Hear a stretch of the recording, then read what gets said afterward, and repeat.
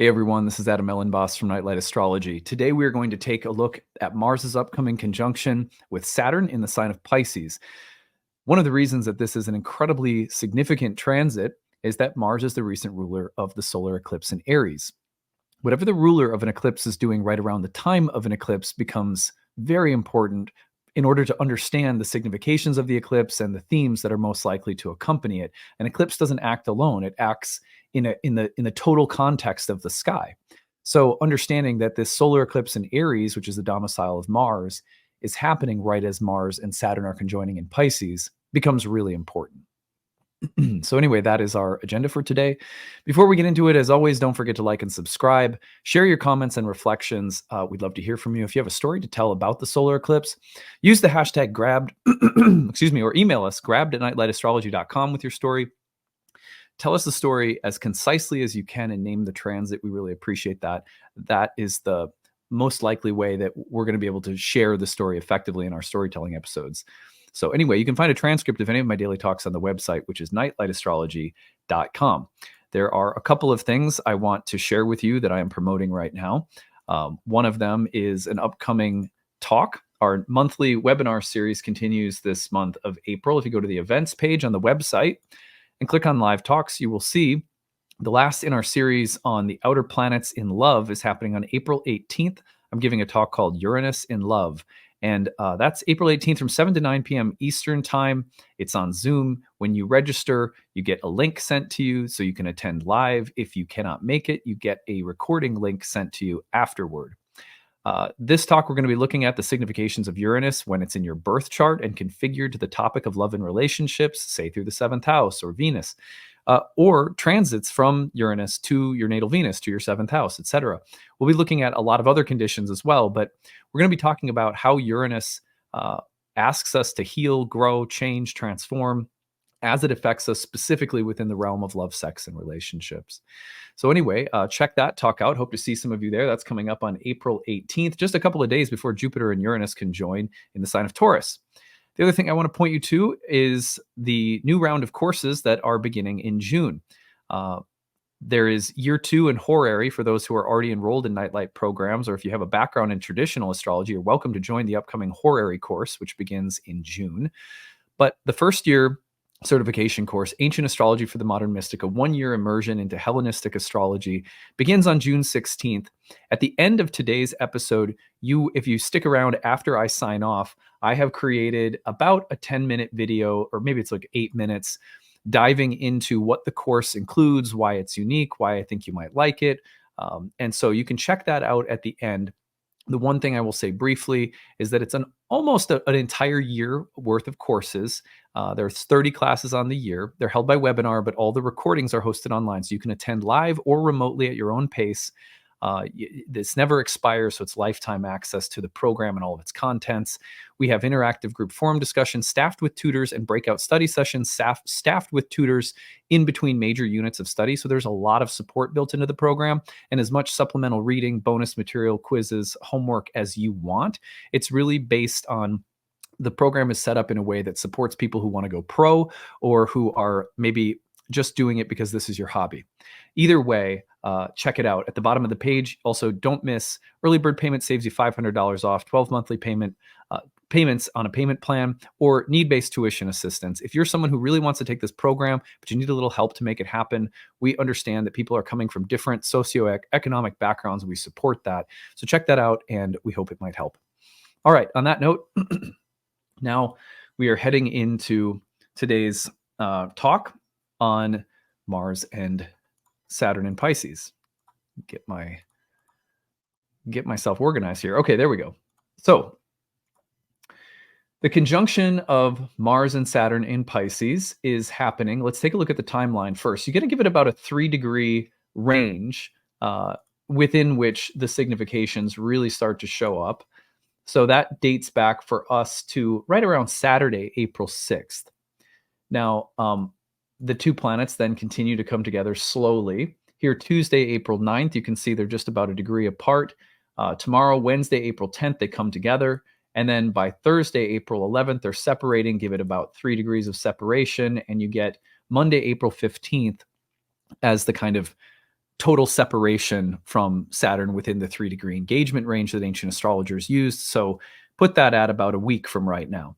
But the most intense part of the transit you are likely to feel this week, today, tomorrow, Thursday, in the wake of the solar eclipse. Let's back up and remind ourselves of what just happened yesterday. So here we have the solar eclipse on Monday, April 8th, and that's happening as Mars is coming to within about a degree of Saturn as the ruler of the North Node, the ruler of Venus, the ruler of Mercury retrograde, and the ruler of the solar eclipse in Aries. So there's a lot of Mars. It's a lot of Mars. Now, what we have to ask ourselves is, what does it mean? What does it mean that Mars is conjoining Saturn as the ruler of the eclipse, and in doing so in the watery, double-bodied feminine sign of Pisces, the home sign of Jupiter, the exaltation of Venus? All these little details add up. So now that we've taken a look at the real-time clock, I'll pull it back up in a second to show you one other little detail, but I want to start by just reminding us, just a simple basic lesson in astrology. Mars and Saturn in Pisces, you have different levels at which you can interpret that pairing. There's always, okay, Mars-Saturn. What do Mars-Saturn do together in general? On an archetypal level, what is a Mars-Saturn combination like, regardless of if it's a conjunction, a trine, a sextile, a square, regardless of what type of aspect is connecting Mars to Saturn, what do Mars and Saturn do when they get together? And that is always the most basic level at which we need to start an understanding of a planetary aspect. If you can do that, and you develop that skill as even just a hobby consumer of astrology, you're going to get things right in terms of your ability to accurately assess or interpret the conditions of the planets. You're going to get things right like at least 50 to 60% of the time, because you're going to nail the basic archetypal combination. Then to get a little bit more accurate, you have to start including more and more details. For example, what does it mean that they're conjoined rather than opposed? What does it mean that they're in the sign of Jupiter, a feminine water sign, and the exaltation of Venus? And where are those planets in the sky right now? How are they configured to those planets in the sky right now? And oh, by the way, did you notice that Mars is conjoining Saturn as Mars is the ruler of a solar eclipse that just happened? So all of this, there's a whole world. I mean, literally, it's like a tapestry just filled with so much information. The question becomes, how do we access that information in a way that doesn't overwhelm us, that can make sense out of the sky and make sense of a Mars-Saturn conjunction without becoming just gobbledygook, like just it starts all of a sudden we put it all together. What does it mean? All of these things, and you go, you're gonna be a healer, you're gonna go through a transformational crisis. So we have to try, which all may be true, but we have to try to put the details together in a way that actually delineates the archetype more specifically, so that you go from looking at a big tapestry full of images to more specific combinations of images. And then the themes and images that you come up with, because of the refinement of all of those details, lead to a more accurate ability to describe or predict. And of course, in hindsight, it helps us to assess those details so we can understand what we're looking at in reflection. So any level of looking at transits, past, present, or future, require that we gradually learn how to add more things in. I say gradually because if you try to do it too quickly, most of the time we get overwhelmed. And then it's gobbledygook, and then we're all just, shamans floating around the ethers. All right, so number one thing we'll start with is general Mars-Saturn significations. Mars is the gas pedal. Saturn is the brakes. So when you get the two of them together in any combination, you're working with a refinement of the gas and brake pedals together. Obviously, the best thing you can learn is how to have a cooperative relationship between, acceleration, will, force, drive, speed, exertion, power, and restraint, discipline, maturity, discernment, all factors that Saturn can bring when combined with Mars. You also have to deal with the limiting factors of Saturn, like being overly conservative or afraid or restrictive or doubtful or controlling. and Mars is less risk averse. And so, Mars is going to take those risks and sometimes has to tell Saturn to chill out a little bit. So Saturn can inflect itself upon Mars and offer Mars a container that's mature and wise, like a discipline in the life of an athlete, or discipline in the life of a martial artist or something like that. These are Mars Saturn ideas that come to my mind right away. But there's also the sense in which Mars inflects itself upon Saturn and says, don't be so controlling, don't be so conservative. Your conservative energy is acting as a prohibition or a block or a something that's trying to limit or restrict movement. And so you have to chill out a little bit. So it can also be like an unstoppable force meets an immovable object kind of situation. The gas and the brake pedal, the unstoppable force and the immovable object. The two coming together are often required when we have to go through tests that require a lot of effort and work and maturity and focus, and they test our mettle, and we might have to work through conflicts or frustrations and be persevering, but we also have to do so with great maturity and discernment. We have to do so with great focus and discipline. It's doing hard things and doing them well. Mars-Saturn can also come up when things explode or break, whether it's pulling a muscle or breaking an arm or something. Now, hopefully, none of that. I hate to even utter those things because I don't like putting it out there, but it's like there's legitimately a way in which limits, boundaries, barriers are broken through, and sometimes forcefully and destructively. With there can be kind of a menacing quality to Mars and Saturn, but you also have this idea of how do you carefully build and construct something, where there's labor and effort, Mars significations, but there is a kind of restraint and methodical way in which you go about doing something. And oftentimes those things are rewarded when the two planets come together, whereas being overly restrictive or overly forceful end up meeting with some kind of karmic consequence. So the two planets are also very good under pressure. I heard a colleague of mine say this once, and I never forgot it because I really agreed with it, which is that, if you're under a deadline and you have to get something done really quickly and it's a high pressure situation, Mars-Saturn is pretty good for that. Mars-Saturn is also quite frequently associated with the significations of military, armed conflict, and strict and sort of zealous warlike dogmas, like the kinds of things that people will die for, the kinds of things that people will fight for with a kind of what do I want to say, like a militaristic or fanatical religious or political points of view, and also just like the healthy version of having principles that you stick to and fight for or act on behalf of.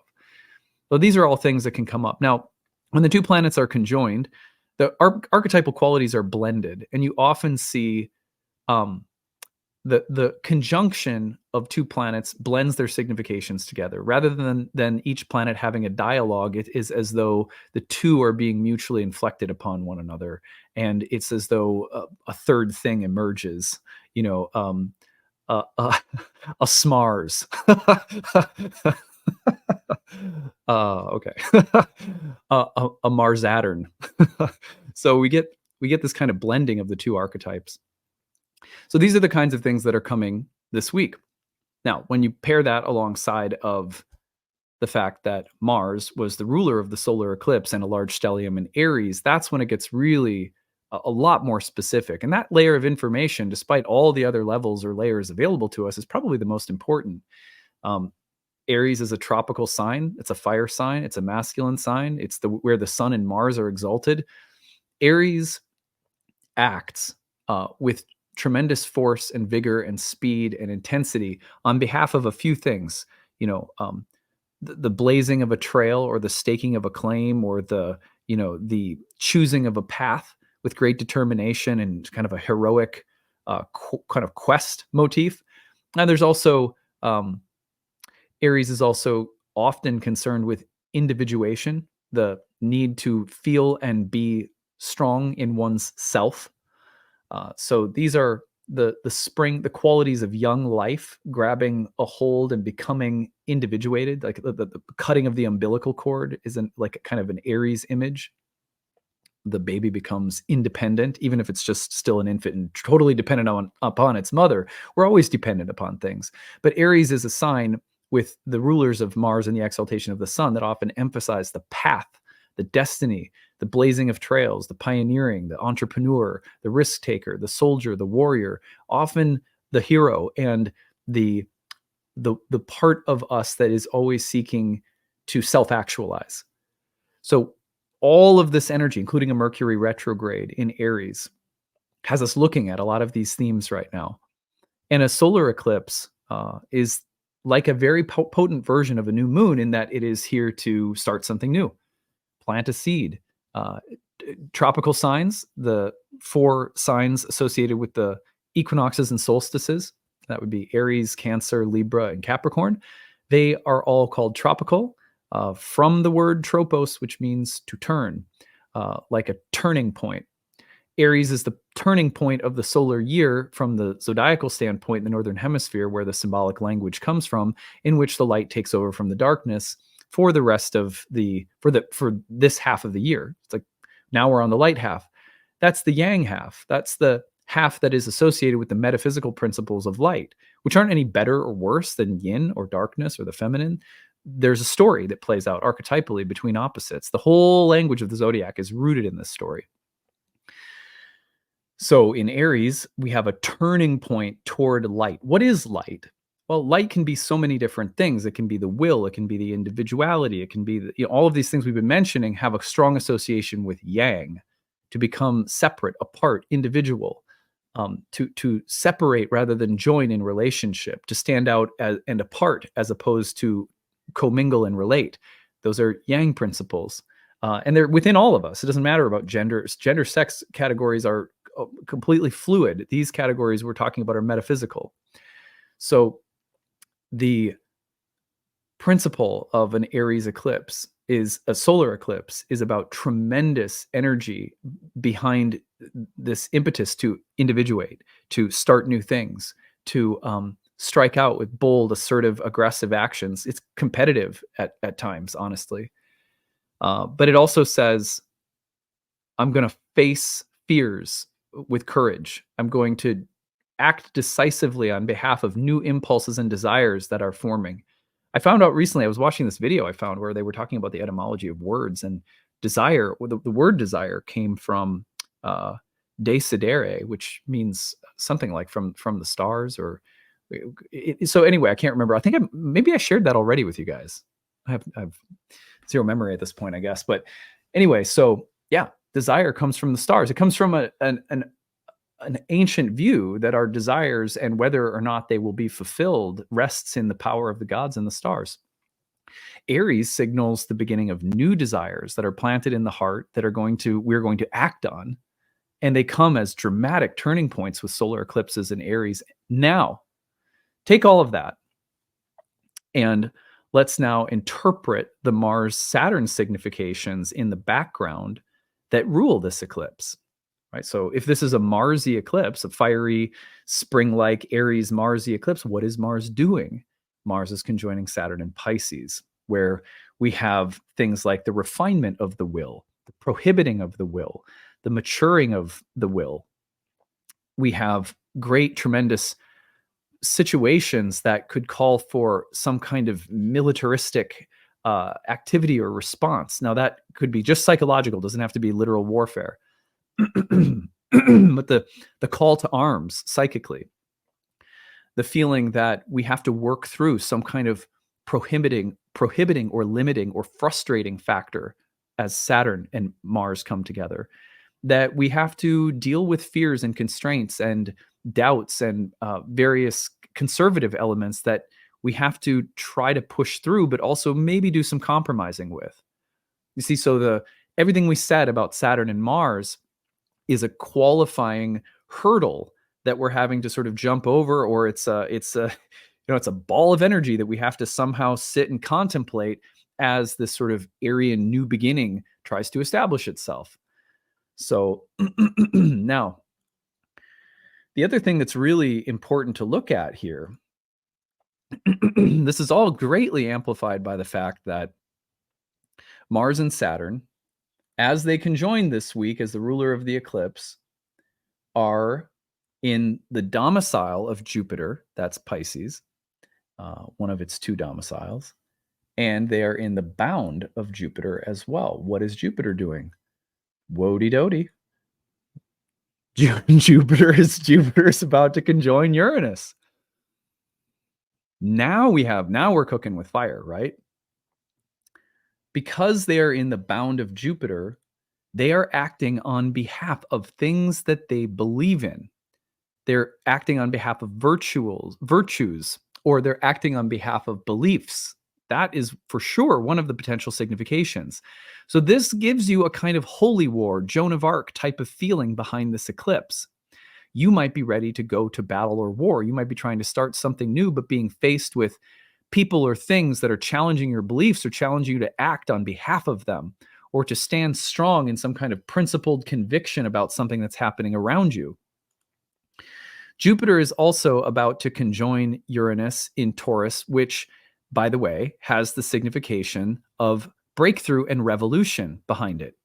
Now, this is happening, of course, in Venus's sign, but Venus is in Mars's sign, and Mars is in Venus's exaltation. I suspect that behind all of this is the difficulty of trying to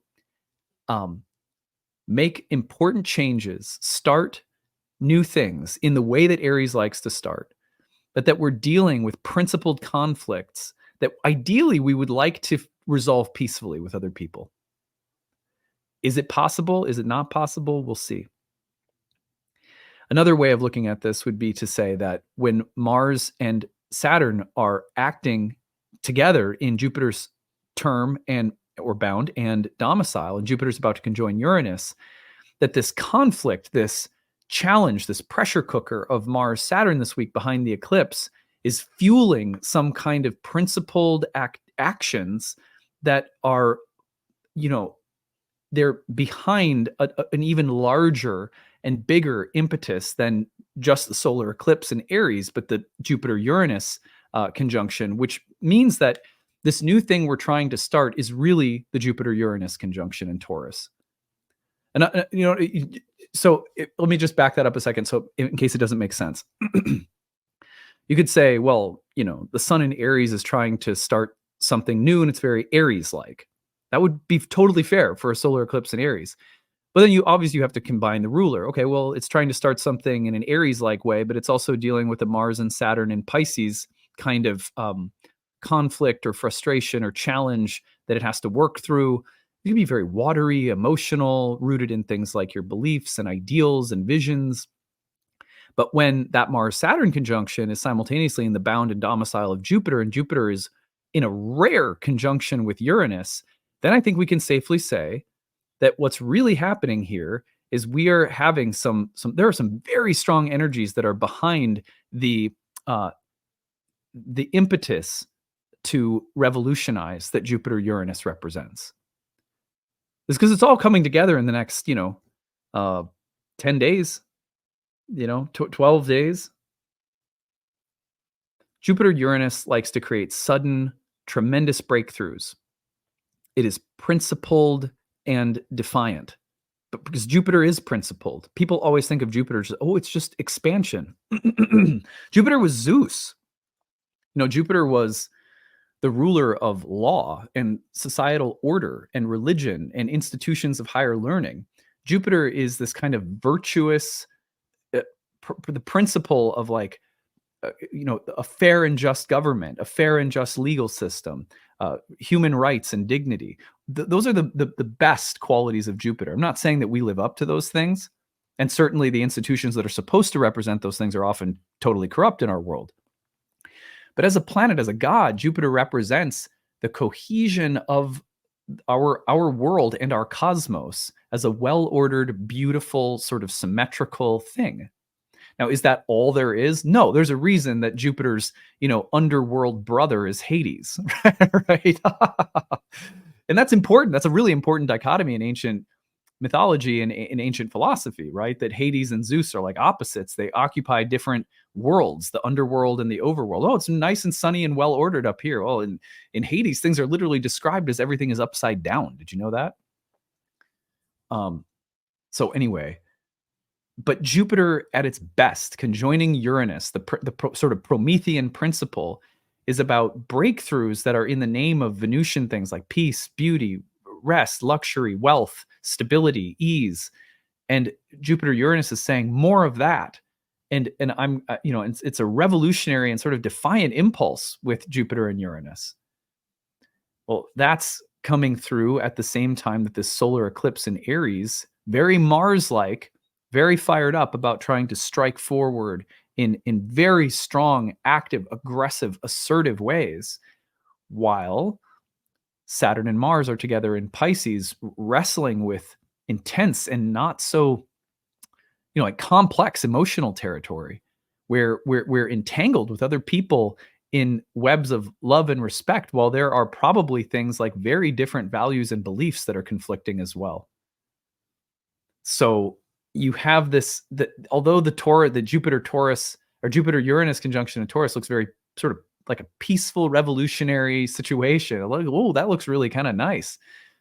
Yeah, at the same time, it's being fueled by some really intense and complicated looking conflict at the moment.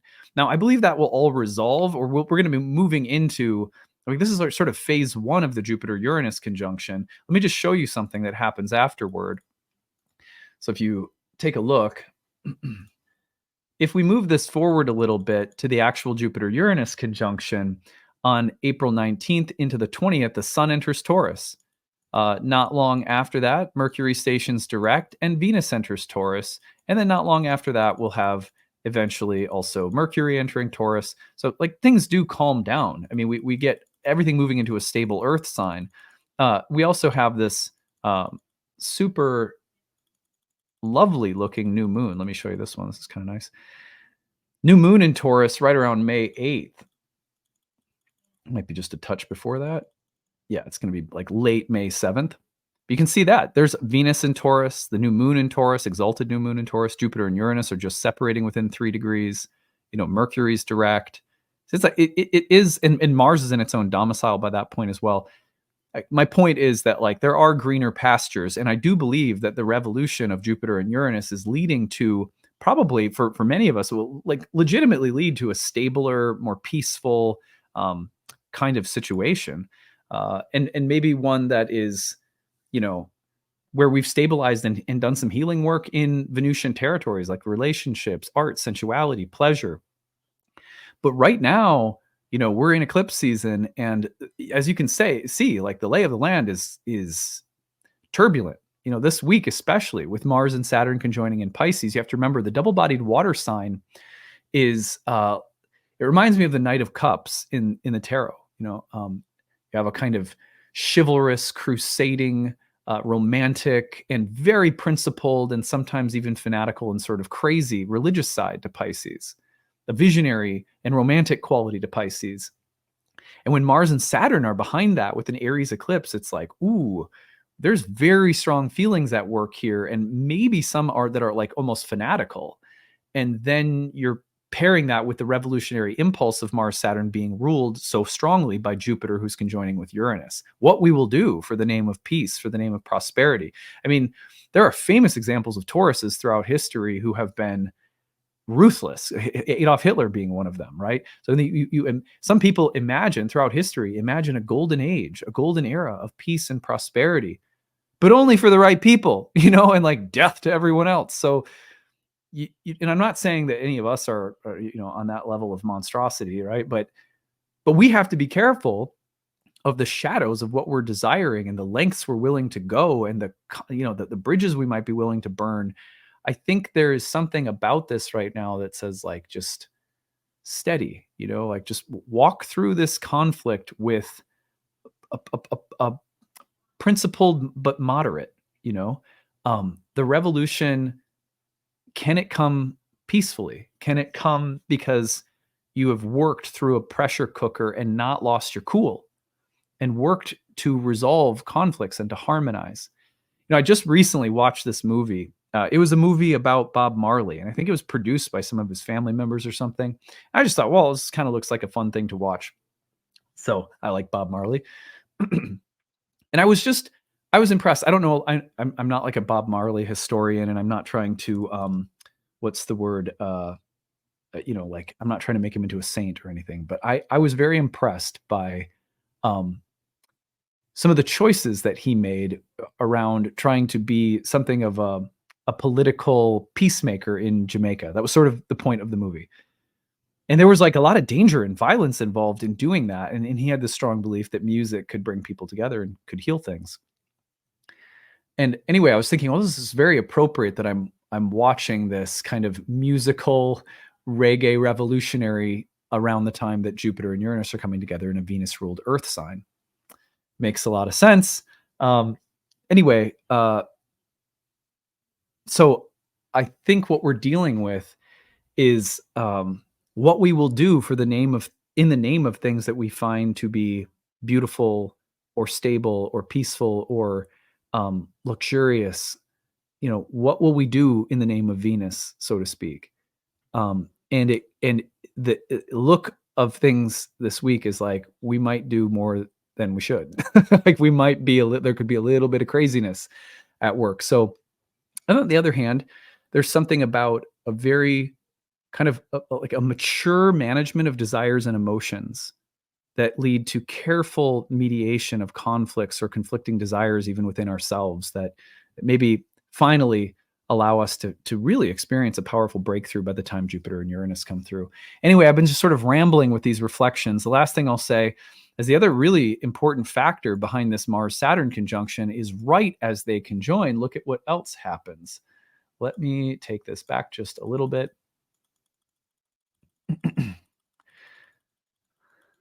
So we have Mars and Saturn coming together. You can see them at the bottom of the chart there. Right after they come together and separate by Thursday of this week, and I'll be doing a separate video on this one, Mercury goes through its cazimi at the heart of the sun. That resetting, that rebirthing of Mercury moving into the morning star position is really important. So I'm going to do a whole separate video on the Mercury cazimi this week because I've got a bunch of other things to say about it. And some specific significations I think go along with it. But one of them has to do with, feeling empowered, but also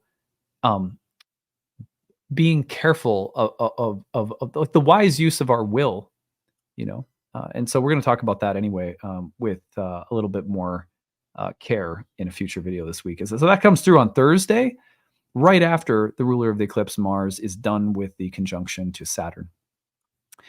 So anyway, I hope that this was useful for you guys and interesting and prepares you with some, fresh ways of thinking about the energies of the week. It's always a pleasure to break these things down. And I've really been enjoying like layering and giving you more context this year. It's been sort of a point of mine that came up in my reflections during the Kickstarter at the end of the year. I always try to think about what can I do differently in the year ahead. I've decided this year I really want to try to give you extra layers of context so we can all grow in our understanding and development of a solar eclipse. Like there's a lot more to just the solar eclipse and the fact that it's happening in Aries. Anyway, that's it for today. Stick around afterwards. After I sign off, you'll hear a recording that I tagged onto the end of the video where I talk about the upcoming first year program. Come study astrology. Studying astrology is absolutely amazing. It completely transforms your life, whether you go professional or not, to dive into this ancient spiritual worldview and practice, which you can take forward into your life like absolutely any other kind of practice. And it makes a huge difference. It's like adding a spiritual GPS to your car or something. It's truly amazing to study astrology in depth. So I welcome and invite you to check it out. And make sure you check out the need-based tuition as well. I'll say more about that in the video. All right, that's it for now. Bye. Hey everyone, thanks for sticking around. I'm going to tell you a little bit about our upcoming program, Ancient Astrology for the Modern Mystic, my year one course in ancient Hellenistic astrology that begins on June 16th. If you'd like to learn more about it, of course, you can always do some digging and looking at the course page on your own. I'll take you over there right now and walk you through it. But if you want to, you can go over yourself and look. Nightlightastrology.com is the website. Click on the courses tab. and go to the first year course. This is the one that begins on June 16th, the perfect place to start for people who would like to learn more about natal astrology from the Hellenistic point of view. So, this is a 1 year course in Hellenistic astrology, which is the oldest form of astrology, and it is the form from which all subsequent forms of astrology come from. It shares a lot in its roots with ancient Indian astrology. I'm going to tell you a little bit more about what characterizes Hellenistic astrology, but just to familiarize you with this page, when you go to the first year course page and scroll down, you can learn more about everything that's included in the course. Some of the main features include 30 classes on the year. These classes are spread out through units of curriculum. And in between the major units of curriculum, we have breakout study sessions led by our tutoring staff. We also have an interactive group forum discussion that is staffed with tutors year round. You always get your questions answered within 24 hours. So there's a lot of support built into the program as we work our way through the curriculum. We also have recommended reading, listening, optional quizzes, flashcards, bonus lectures, more than you could possibly read in a year, honestly. So we just have a large and long biography and sort of library of suggested bonus content that will fill in blanks and also supplement and deepen the material that we are studying. You get lifetime access to all the recordings. If you cannot attend the webinars live, they meet on the weekends, but if you can't attend them live, then you are welcome to follow along with the recordings, which are made available to you on the class website. So this class meets on Sundays from noon Central to 2 p.m. Central, or 1 Eastern to 3 p.m. Eastern time. And you might translate that, I guess, if you're on the West Coast, it would be 10 a.m. to noon Pacific time. During the program, in addition to working our way through all of the major curriculum, the major foundational elements of Hellenistic astrology, we place a strong emphasis on preparing ourselves to read charts for other people. Whether this is a hobby for you or something that you are endeavoring to practice professionally, the course is built for people who are really there for a lot of different reasons. This is your hobby. This is your passion. You hope to do this for really no one other than yourself, or maybe friends or family, or someone who really decides they want to start a practice. You can take this class at whatever level of interest or depth that you want because of the amount of material that we make available to you inside and outside of class. You always have access to the program too, so you can always take it at your own pace. You can attend live, follow along with the recordings, some combination of both. And then the breakout study sessions are really helpful in addition to our interactive group forum discussion. You can always ask us questions. You can email me anytime with questions. So we have a lot of support in place. Now, the curriculum, we move through the foundational elements of ancient astrology. You may look at the curriculum and say, well, I know something about these things already, but not really, not unless you've studied Hellenistic astrology, because the way that ancient astrologers talked about houses, signs, planets, aspects, essential dignities, chart delineation is radically different from what most people learn when they start studying modern astrology. The reason for that is that it's only been in the past couple of decades that we have finally had access to the vast majority of ancient texts on Hellenistic astrology. We were literally missing the bulk of our ancient tradition. So the kind of rebirth or reawakening of ancient astrology is really new, which makes this very exciting because everything you've learned in modern astrology is probably coming from the lens of what is called psychological astrology, which is a way of looking at the birth chart in terms of the planets, signs, houses, and the way in which they may relate to your psychological makeup or profile. In this way, birth charts are a little bit like an elaborate Myers-Briggs. So you have the personality profiling, which is the way that most people look at planets, houses, and signs. So you'll notice my Mars, my Venus, and they think of them as aspects or dimensions of your character and personality. And there's nothing wrong with that. In fact, we utilize much of the same language, and we certainly have that approach available to us in this program because ancient astrologers also looked at the chart in terms of psychological makeup. However, one of the main distinctions between modern astrology and ancient astrology is the emphasis that ancient astrologers placed on prediction. They looked at the chart in terms of a field of karma that defines the native or the individual's fate or destiny. And so we look at houses, signs, planets, aspects as a way of understanding what patterns, themes, and topics are going to be most prevalent and at what times, because they also had a very elaborate system of timing techniques. The year one program is all about learning to read the birth chart and understanding the ancient Hermetic, sort of Platonic Pythagorean philosophy that was behind the establishment of all of the doctrines and teachings of astrology itself. So it's really about understanding where everything comes from. It's the why behind everything that greatly empowers people when they're learning astrology. It is not nearly the same when you just study lists of adjectives and descriptions for houses, signs, planets, aspects. We want to understand why. Why do we do these things at all? Where did it all come from? And when you understand that, then you have something like a skeleton key by means of which you can access your own creativity, your own intuition, rather than being told, just play these notes in this order and it will sound good. You're learning to improvise. Which, could anyone ever want to play? Why would you want to play an instrument if someone told you, well, here's how to play this, play this, play that, and you never learned how to play something of your own, or you never learned how to use the scales in ways that were magical and pertain to your own genie, your own genius. So when we study ancient astrology, one of the main things we're doing is we're taking people beyond anything that they think they've learned about houses, signs, planets, aspects, and we're teaching them where it all came from. And once you have that, then you're really cooking with fire. You have a magical, intuitive capacity that is very rare and precious in astrology. So anyway, we move through a lot of different elements, but not in the way that you've ever learned them before, and that's a really important distinction. So anyway, after all of that has been said, in each unit we spend maybe up to 10 hours on houses. And then we have a breakout study session, and then we have reading and bonus material. So when we talk about houses in this class, you are learning where the concept of a house ever came from in the first place, what it is, how it works, and how it's different from a sign.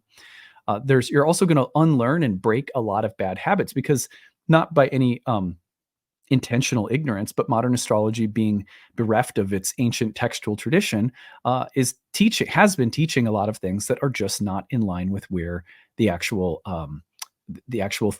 theoretical foundations of astrology come from. So you're also going to break some bad habits, which is really good for people who maybe know a little bit about astrology already, but are seeking to clarify and understand theory in the context of the 2,000-year history of astrology.